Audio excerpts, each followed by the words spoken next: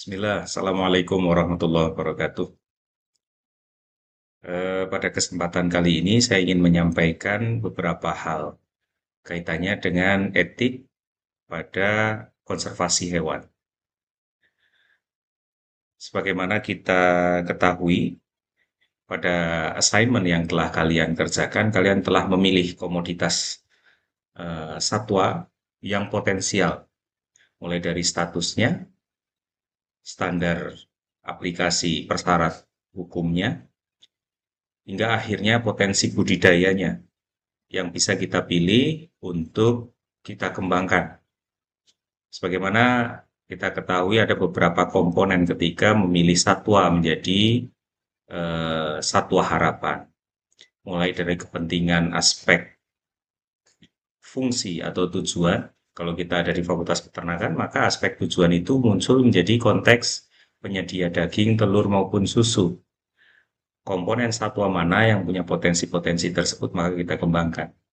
Demikian pula tujuan lain yang mestinya tidak bisa terpisah dari komponen satwa adalah aspek rekreasional, aspek fancy, dan sebagainya. Nah, apapun tujuannya, di dalam konsep pengembangan, konsep konservasinya, ada komponen etik yang menjadi pertimbangan. Namun demikian, pada konteks etik ini bukan hanya menjadi pertimbangan, namun menjadi dilema ternyata. Ada ethical dilemma and values involved in wildlife management and conservation.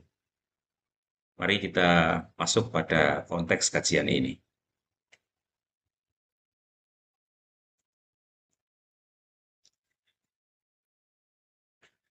Secara konteks konservasi, tujuan ini yang menjadi komponen yang saling berkompetisi. Tergantung pada kita akan melihat pada aspek kepentingan manusia atau kepentingan hewan. Oleh karenanya, beberapa ahli itu menyampaikan bahwa there is no singular answer. Tidak ada satu jawaban yang pasti to what should be protected. Sebetulnya apa yang perlu atau wajib lebih penting untuk dilindungi. The increasing human demands on natural resources and the impact of climate change have made wildlife conservation a priority. Artinya pada satu kondisi, kepentingan manusia akan kepentingan konsumsi, kepentingan pemanasan global dan sebagainya mengingatkan manusia akan beberapa kepentingan yang berhubungan dengan upaya diingatkan untuk penting menjaga natural resources karena memberikan dampak yang tidak kecil, bahkan bermasalah. Efek rumah kaca dan sebagainya yang merupakan salah satu bentuk perubahan atau dampak dari konversi lahan misalnya. Konversi lahan pasti membutuhkan pemanfaatan tumbuhan, pemanfaatan lahan dan sebagainya berganti menjadi bangunan sehingga harvester karbon maupun karbon dioksida, monoksida maupun dioksida dan sebagainya itu menjadi berkurang. Sebagaimana kita ketahui, tanaman adalah harvester karbon yang terbesar. Nah, ketika pemanasan global terjadi, efek rumah kaca terjadi akibat rilis CO, CO2, dan berbagai gas lain yang memiliki kontribusi terhadap terbentuknya rumah kaca, manusia baru ingat. Oleh karena itu, manusia diminta diingatkan back to the conservation. It is important. But differing values lead to ethical disagreements. Ini yang menjadi konflik. Aspek-aspek kepentingan antar manusia sendiri itu mengakibatkan antar mereka juga terjadi saling ketidaksetujuan. Sampai batas mana konsep konservasi itu akan disetujui. Oleh karena itu, konteks batasan ini sebetulnya mau dilihat dari berbagai perspektif mestinya. Regarding the management of wild animal and their habitats. Jadi apapun bentuknya pasti akan selalu memunculkan pro dan kontra. Oleh karena itu akan selalu muncul competing values in wildlife conservation and management. Sebagai contoh, kalau kita melihat pada ilustrasi gambar di samping yang terpampang itu kan gambar gajah. Pelestarian gajah di Lampung itu tidak selalu menjadi permasalahan yang simpel, karena gajah tidak bisa dibatasi dengan daya jelajah yang kecil. Sementara kalau kita di bidang peternakan bisa menghitung standar kebutuhan daily feed intake saja, misalnya diasumsikan 3% bahan kering, kalau sapi saja yang dengan berat sekitar 500, maka 400 500 itu kebutuhan bahan segarnya, mau dikoreksi kalau mungkin kurang tepat. Sudah di angka mungkin 50-60 kilogram per ekor per hari. Lah apalagi gajah dengan berat badan yang jauh lebih besar. Oleh karena itu, mereka biasanya sering mengganggu tanaman pertanian, lahan pertanian warga. Sebetulnya kepentingannya bukan mengganggu, tetapi alih konversi lahan ini membuat kemampuan atau penyediaan resource bagi mereka secara alami menjadi berkurang. Gitu. Baik, kita lanjutkan. Competing values in wildlife conservation. Nah ini, for wildlife versus humans need. Sebetulnya untuk kepentingan siapa? Wildlife animal atau hewan liar, satwa liar itu memiliki histori yang secara umum dalam persepsi manusia biasanya dipandang sebagai penyedia kebutuhan sumber daya yang diperlukan manusia untuk survival, untuk menyediakan makanan, berbagai material lain yang penting untuk cultural significance, baju, baju adat dan sebagainya. Rekan-rekan kita barangkali yang Indonesia di Papua masih memanfaatkan bulu cendrawasih gitu. Saudara kita di benua apa? Amerika, ada yang dari Brazil dan sebagainya dan seterusnya. Orang-orang suku Indian itu membutuhkan bulu burung erang, bulu burung elang untuk menunjukkan masculinity-nya, kan begitu. Sementara oleh pihak Amerika sendiri barangkali kepentingan elang adalah lambang negara dan sebagainya. Nah, ini ada konflik interest antar kepentingan manusia saja, value-nya menjadi tidak sama. However, meskipun demikian, kalau kita lihat di dalam persepsi manusia, mereka bukan hanya sekedar pemenuh kebutuhan, tapi bisa jadi juga pose a threat,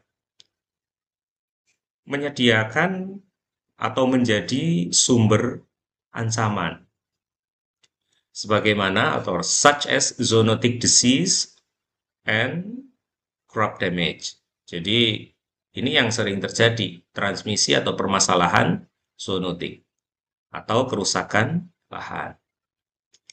Nah, yang biasanya leading to complex relation between human and wildlife. Akhirnya hubungan antar manusia dengan makhluk liar dengan satwa liar ini juga menjadi hal yang kompleks. Sebagaimana kita ketahui, kalau standar zoonotic disease berarti artinya penyakit yang berpotensi menular dari hewan ke manusia atau dari manusia ke hewan. Nah, ini menjadi masalah. Konteks konservasi misalnya kita pandang di kebun binatang, hewannya dipastikan bebas TBC, tetapi memastikan pengunjung bebas TBC itu satu hal yang susah. Akhirnya yang dipaksa dianggap menjadi masalah, oh hewannya kena TBC ini, padahal transmisinya dari pengunjung. Ini menjadi masalah lagi. The document identifies two main approaches to wildlife management. Sebetulnya ada dua mekanisme buat dokumen yang diajukan. Yang pertama, fokus on sustainability resource use, penggunaan atau pemanfaatan sumber daya secara berkelanjutan. Dan yang kedua, aspek preservation, which aim to protect nature from human interference. Nah, dua sudut pandang ini itu. Yang pertama mengizinkan pemanfaatan secara sustainable, pastinya ada batasan tertentu. Yang satunya bisa jadi preservatif, protect nature from human. Artinya ya manusia jangan sampai punya kontribusi, jangan sampai punya gangguan sama sekali terhadap kondisi nature. Kembali lagi menjadi pertanyaan, which one the priority? Save forest and animal atau save human? Bahkan dalam persepsi lain yang sebagaimana tadi disebutkan post-threat ini bisa jadi masalahnya bukan zoonosis, tapi ketakutan. Ketakutan manusia misalnya muncul begini, kita itu seringkali memandang harimau itu hewan yang buas, top predator, karnivor, kalau kita bersentuhan atau berhubungan dengan itu menjadi masalah. Itu yang seringkali menjadi concern manajemen manusia sehingga akhirnya di Jawa ini dulu ketika kultur stelsel dan sebagainya program-program Belanda itu diterapkan, harimau ini dalam tanda kutip dianggap menjadi ancaman bagi pekerja yang akan menanam tanaman, tanam paksa itu. Ketika melakukan penggantian tanaman di hutan menjadi tanaman produk yang dikehendaki Eropa melalui Belanda. Sehingga yang terjadi harimau Jawa itu dianggap sebagai masalah. Sehingga akhirnya diburu dan dianggap punah pada tahun 1905 atau berapa, di awal 1900-an. Harimau terakhir, ada fotonya. Nah, satu dua hal ini menjadi masalah. Padahal real threat barangkali justru bukan itu. Kalau kita itu sering takut pada hal yang belum tentu tepat. Kita takut menganggap skala hewan buas itu bahaya, tetapi kita lupa hewan yang kecil, mikrobia, jasad renik yang sangat kecil juga lebih sering angkanya, kasusnya, mengakibatkan kematian pada manusia. Sekali lagi ini masalah perseptual. Contoh yang paling ekstrim kan kasus COVID yang baru saja berlalu barangkali, itu korbannya jauh lebih banyak daripada angka orang meninggal akibat serangan atau gigitan harimau yang dianggap masalah, hewan yang dianggap buas, kan gitu. Oke, mari kita lanjutkan. Oleh karena itu, kalau kita kelompokkan di dalam konseptual pelestarian ini dan manajemen satwa, itu ada 5 perspektif dasar yang mereka biasanya saling berbeda di dalam menyikapi konseptual konservasi, terutama aspek etiknya, yang mengakibatkan akhirnya policy yang diambil tidak sama. Yang pertama perspektif dari contractarian. This view posits that morality arises from agreement among humans, excluding wild animals from ethical consideration as they connect, participate in controls. Artinya begini, ya wis hewan itu dianggap tidak bisa berpikir, artinya agreement pengambilan policy untuk menangani etik, nilai-nilai etik yang akan diambil itu ditentukan pada basis kepentingan dan kesepakatan manusia, tidak perlu melibatkan hewan. Dan ini terjadi. Thus wildlife is seen primarily as resource for human use. Jadi kelompok orang-orang ini dia memposisikan hewan sebagai pemenuhan kebutuhan mereka saja pokoknya.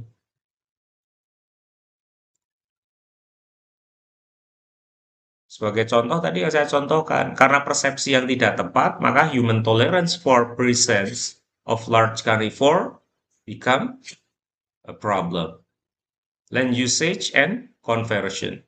Yang tidak menggunakan kajian analisis mengenai dampak lingkungan. Lah masalahnya sekarang, apakah dampak lingkungan yang berjalan itu sudah mengadopsi kepentingan wildlife atau satwa liar? Kalau kita lihat form-form yang dimunculkan sampai saat ini barangkali belum seperti itu. Monggo nanti bisa sambil saling recheck. Kelompok kedua, utilitarian perspective, ini lebih soft. Consequentialist approach emphasize maximizing overall welfare. Jadi dua belah pihak baik kesejahteraan manusia maupun kepentingan pelestarian. Ini etik ini harus memandang kepentingan kesejahteraan hewannya, including the welfare of animals. It suggests that wildlife management should minimize suffering and maximize pleasure. Meminimalisir penderitaan dan maksimalkan kenyamanan, kesenangan. Artinya ya bagi manusianya, targetnya harus dipenuhi, yang hewannya juga harus bisa lestari, barangkali kan begitu. Which can justify action like culling in certain situation to prevent greater suffering. Ini tidak jauh dari kepentingan kita yang ada di Fakultas Peternakan. Hewan yang kita pandang punya komoditas produktif, kita lestarikan, diatur, dimanage, kan begitu. Kandangnya didesain, tetapi begitu rasionya tidak ideal, ya ada penerapan culling. Contoh ekstrimnya kan, contoh yang paling mudah kita lihat kan, rusa yang kita kelola di fakultas kita. Itu kalau kita lihat seks rasio normalnya rusa bisa jadi satu jantan 15-20 betina, itu normal saja. Dan itu cukup. Tapi ketika lebih dari itu, ya sudah, nilai apa angka-angka agonistik antar rusanya, belum lagi jantan yang terlalu banyak, wilayahnya luasannya menjadi sempit, ini menjadi masalah. Akhirnya kalau kita lihat yang paling mudah dari body score condition tidak maksimal BCS-nya. Demikian pula kondisi bulu, mereka saling menggigit satu sama lain. Kondisi bulu yang tidak utuh ini indikator bahwa sebetulnya luasan wilayah atau komposisi yang ada di dalam sebuah populasi yaitu rusa Cervus timorensis yang ada itu tidak lagi ideal. Oleh karena itu sebetulnya implementasi kebijakan culling itu diperlukan kan gitu. Untuk mencegah penderitaan secara lebih lanjut. Saya rasa demikian ya. Yang ketiga, animal right perspective. Advocates of this view argue that certain animal possess moral right. Mereka ini berdalih bahwa sebetulnya memiliki pendapat bahwa hewan tuh memiliki hak hidup gitu. Oleh karena itu, manusia sama sekali tidak boleh turut campur, tidak boleh mengintervensi kehidupan mereka. This perspective generally oppose culling or managing wild animal. Jadi ini kontranya kedua, memiliki atau memberikan perhatian yang cukup untuk wildlife, tetapi tolong jangan turut campur, tidak ada intervensi sama sekali. Ya wis taruh saja mungkin barangkali satwa liar itu di satu pulau, silahkan setelah ada kajian hidup di sana. Nanti manusia tidak akan ada di situ. Ini kepentingannya berbeda. Berbeda dengan seperti yang sedang kita jalani pada konteks mata kuliah budidaya satwa harapan. Kita gali informasi, kita kaji, kalau ini memungkinkan untuk dikembangkan, pasti konsekuensi sebuah manajemen di dalam pemeliharaan dalam bentuk ternak dan sebagainya ke depannya, itu pasti melibatkan general management seperti standar culling, grading, dan sebagainya. Ya sudah, karena memang sebetulnya kalau dari lama, hukum-hukum lama yang disebutkan ada survival of the fittest, kan begitu. Kalau ndak fit ya jangan dipelihara. Nah, karena itu saya secara pribadi lebih mendukung atau mengusung konsep contractarian, konsep kedua, ya utilitarian, mohon maaf. Kemudian yang keempat, perspective for nature perspective. Respect for nature perspective. This view, sudut pandang ini memprioritaskan the intrinsic value of ecosystem and species. Jadi dia bukan hanya berorientasi pada wildlife saja, satwa liarnya saja, tapi lebih pada konteks keseimbangan ekosistem dan spesies. Arguing that the moral importance of individual animal is secondary to health of the ecosystem. Jadi mereka lebih mengutamakan ekosistem. Vital ecological role of animal even when they are at top level carnivore. Jadi tidak peduli, tidak usah dipertahankan kalau memang tidak ideal ekosistem itu, meskipun dia adalah top level carnivore. Ya sudah, pokoknya dibuat seimbang dulu. Yang tiga tadi yang contoh ekstrim nggak mau anu intervensi dan sebagainya, pokoknya punya tujuan biasanya standar-standar kelompok Greenpeace. Tapi dia tidak membuat kajian yang lebih bahwa sebetulnya kepentingan pelestarian itu bukan hanya kita tidak mengintervensi, tapi kan kelestarian kepentingan manusia juga barangkali butuh selalu untuk dijaga juga. Manusianya tambah banyak. Menghentikan kapal tanker hanya karena kepentingan resiko polusi. Sementara kalau tidak ada kapal tanker jalan, manusia tidak bisa memanfaatkan minyak bumi dan seterusnya barangkali untuk memasak dan itu akan mati besok gitu. Artinya ada hal-hal yang memang harus secara bijak bisa disikapi. Yang terakhir dalam konteks perspektif yaitu konstekstual atau relational perspective. This perspective emphasize the different moral obligation atau kewajiban moral bagi manusia terhadap satwa liar maupun terhadap satwa-satwa yang terdomestikasi. Suggesting that we may have duties, kita memiliki tugas untuk mendukung domestikasi hewan. Wild animals should generally be left to their own device. Mencoba adanya penjinakan domestikasi ini hampir sama dengan konseptual yang kedua, tapi tetap mempertahankan tidak ada intervensi pada habitat habitat naturalnya. Ini ke depan menjadi bukan hal yang mudah karena konseptual tantangan kehidupan manusia ini juga berkembang. Manusianya tambah lestari, tambah banyak, populasinya besar, pemanfaatan lahannya besar, sehingga komponen 5 ini menjadi eh, punya sedikit masalah. Yang berikutnya, etik working field, conservation ethic. Yang pertama, jelas kalau kita rangkum dari berbagai kajian yang disampaikan tadi, berbagai konflik yang muncul. Yang pertama, employed moral extensionism, culturally persuasive. Ya harus bisa extend dan persuasif secara kultural, secara adat. Yang kedua, establish nature value. Bisa membangun nilai-nilai alami. Religious tradition establish intrinsic value through divine revelation. Kepentingan-kepentingan agama juga begitu. Jadi kalau ketika rekan-rekan kita dari Papua menggunakan pakaian spesifik, itu kepentingannya bukan hanya kepentingan kultural, tapi bagi mereka bisa jadi berkaitan dengan religious tradition. Yang berikutnya, yang terakhir, biophilia, deep ecology, and land ethic, animal rights, and others. Itu pasti juga akan terkait sebagai working field atau bidang kerjanya. Oke, ini contoh-contoh saja bahwa ketika wild animal itu berada di lingkungan yang non-natural, pasti sebetulnya caring yang diberikan kepada mereka menjadi tidak lebih spesifik karena mereka memiliki keterbatasan untuk memilih.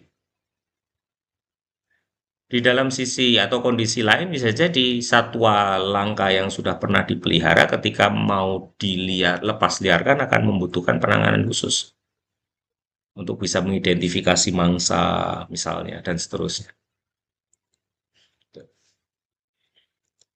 Nah, the land ethic population. The land ethic simply enlarge the boundaries of the community. Jadi etik penggunaan lahan ini juga akhirnya mau nggak mau ada bukan tentangan, tetapi dia menjadi lebih elastis pentingannya. Karena kepentingan lahan, tata guna atau penggunaan lahan pada konsep pelestarian ini, maupun kepentingan manusia yang ada di lingkungan untuk pelestarian itu menjadi berkaitan dengan pemanfaatan tanah, air, tanaman, hewannya.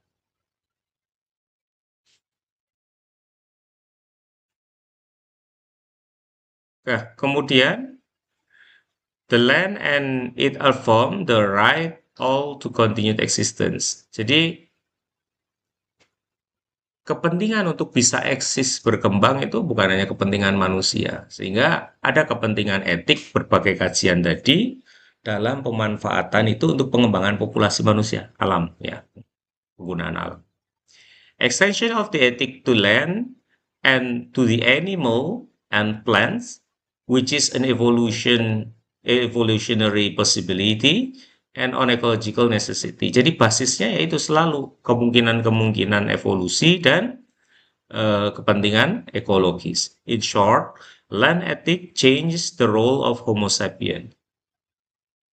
Secara mudah penjelasan yang sangat mungkin untuk bisa disampaikan sebetulnya pemanfaatan atau land ethic, pemanfaatan lahan dan sebagainya untuk kepentingan yang selalu bersinggungan dengan mekanisme konservasi atau kepunahannya, itu secara prinsip memposisikan manusia untuk bisa merubah posisinya yang tadinya itu conqueror, menjadi seorang penakluk. Oh, aku lihat, aku datang, aku lihat, aku menang. Vini vidi vici barangkali gitu ya. Mohon maaf kalau salah, dikoreksi. Nah, itu manusia perannya seperti itu, tapi sebagai khalifatul fil ard untuk mengelola konsep-konsep seperti ini, dia bukan hanya sebagai conqueror harusnya posisinya.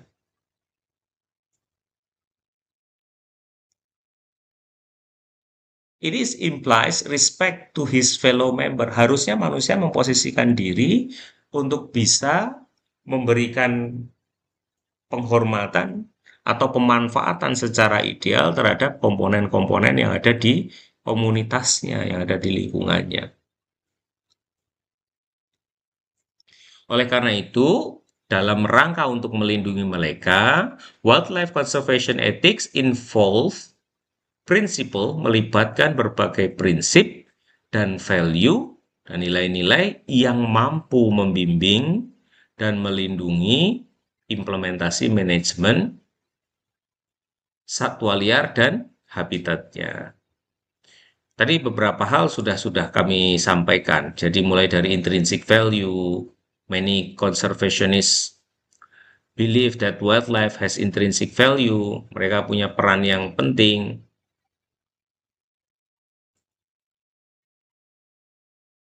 Meaning it has worth in itself regardless its utility to human. Artinya manusia harus bisa untuk menghargai apapun hewannya itu bermanfaat. Karena mungkin yang muslim bisa mengetahui dengan menyitir salah satu ayat di Quran, wa ma khalaqta hadza batila. Sebenarnya tidak ada yang diciptakan oleh Allah itu secara sia-sia. Nyamuk itu dalam perseptual kita barangkali membawa masalah. Tetapi kita harus yakin bahwa apa yang diciptakan Tuhan itu pasti membawa manfaat. Berapa orang, berapa ribu orang yang bekerja atau bekerjanya di pabrik obat nyamuk, kan begitu. Creating complexity is much more difficult dibanding hanya sesuatu yang besar dan agung sepertinya, kan gitu. Membuat patung besar itu ya susah, tapi ya jauh lebih susah lagi membuat hewan yang kecil misalnya. Sudah kecil, tidak kelihatan bentuknya, kau punya kelamin, bisa beranak pinak, kan gitu. Intikannya Puspa, seperti itu. Yang kedua, sustainable use. Bisa dimanfaatkan secara berkelanjutan. Utilitarian approach support the sustainable use of wildlife as long as benefit the species or habitat in the long term. Jadi dipersilakan selama bisa membawa keuntungan bagi spesies atau habitat pada jangka panjang. Biodiversity preservation, conservation effort often focus on preserving biodiversity to maintain ecosystem health and resilience. Tahanan dan kekuatan maupun kesehatan ekosistem itu penting di-manage melalui preservasi biodiversity. Kemudian yang keempat, ethical dilemma. Balancing human needs ini menjadi komponen yang penting untuk bisa menyeimbangkan kepentingan-kepentingan atau keperluan manusia terhadap kepentingan satwa liar. Kalau itu bisa dicapai, keseimbangan itu can create ethical dilemma as different value and priorities may conflict. Jadi, sekali lagi kepentingan sudut pandang pemikiran manusia terhadap konservasi itu juga tidak sama. Community engagement, engaging local communities in conservation efforts can lead to be more effective and sustainable outcome. Kalau mau outcome-nya jauh lebih baik, ya lakukan komunikasi, membentuk komunitas supaya target-target baik dari kepentingan manusia maupun hewan jauh lebih potensial terpenuhi.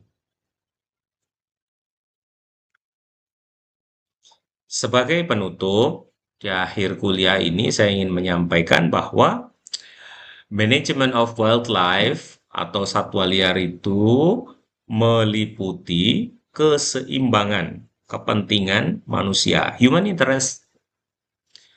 Dengan apa? Keseimbangan dengan kesejahteraan hewan, demikian pula ecological value, nilai-nilai ekologis. The document advocates for a careful consideration of these competing values in policy discussion, emphasizing that ethical framework should guide wildlife management practice. Artinya di sini di satu dua hal sebetulnya kita membutuhkan posisi keberadaan sebuah regulator, yaitu peran pemerintah untuk bisa meregulasikan, karena pemerintah yang punya instrumen penegakan hukum dan sebagainya.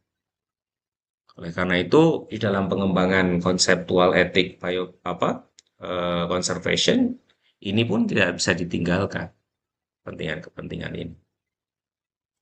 Baik, kira-kira itu yang bisa saya sampaikan. Silahkan kalau ingin membaca lebih lanjut material ini, sudah saya tuliskan referensi atau rujukan bacaan lebih lanjut pada 7-8 jurnal terlampir berikut. Nah, ini ada assignment yang saya persilahkan kalian untuk mengerjakan, yaitu silahkan upload resume. Buatlah resume dari materi yang sudah Pak Tesar sampaikan pada saat ini tadi, terkait dengan hal-hal berikut. Saya membuat panduan, silahkan nanti kerjakan 4 sampai kurang lebih lah 4 paragraf. Satu paragraf mengandung komponen kata kunci. Yang pertama, silahkan sampaikan pada paragraf pertama tujuan dan keperluan implementasi etik. Yang kedua, dilema dan fieldwork yang terkait dengan ethical conservation implementation. Yang ketiga, perspektif pada konteks ethical conservation. Dan keempat, berikan solusi untuk bisa mengatasi perbedaan perspektif tersebut. Sebagai pengingat, tadi pada komponen kesimpulan ada beberapa komponen solusi. Kita perlu mengambil jalan tengah, bukan hanya melibatkan perbedaan persepsi. Saya rasa itu kuliah kita pada saat ini. Silahkan kerjakan assignment yang telah kami siapkan, kemudian submit pada Gform. Demikian, semoga membawa manfaat. Assalamualaikum warahmatullahi wabarakatuh.